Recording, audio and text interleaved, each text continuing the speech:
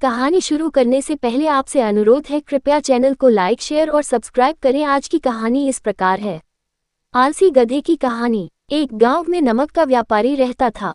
उसके पास एक गधा था। व्यापारी रोज अपने गोदाम से दुकान तक नमक ले जाने के लिए गधे का इस्तेमाल किया करता था। वह नमक को बोरी में भरकर गधे की पीठ पर लाद देता और उसके साथ साथ चलता हुआ दुकान तक आता था। व्यापारी का गधा आलसी प्रवृत्ति का था। काम से बचने के लिए वह नित नए उपाय सोचता रहता था।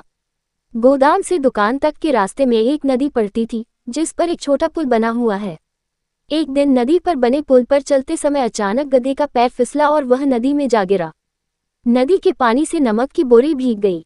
जब तक व्यापारी ने गधे को पानी से निकाला, तब तक बोरी में भरा बहुत सारा नमक घुल चुका था। गधा जब चलने लगा तो उसे बोरी का भार बहुत कम महसूस हुआ और वह खुश हो गया। उसने सोचा कि अपने ऊपर लदा बोझ हल्का करने का ये बहुत बढ़िया तरीका है। अगले दिन वह जानबूझकर नदी में गिर पड़ा। नमक पानी में घुल जाने से बोरी का वजन फिर कम हो गया। उसके बाद से वह हर रोज ऐसा ही करने लगा। रोज रोज गधे की ये हरकत देखकर व्यापारी उसकी चालाकी समझ गया।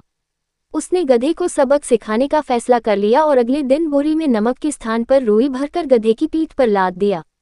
रुई हल्की थी। इसके बाद भी आलसी गधे ने सोचा कि क्यों न रोज की तरह नदी के पानी में गिरकर इस वजन को और कम कर लिया जाए।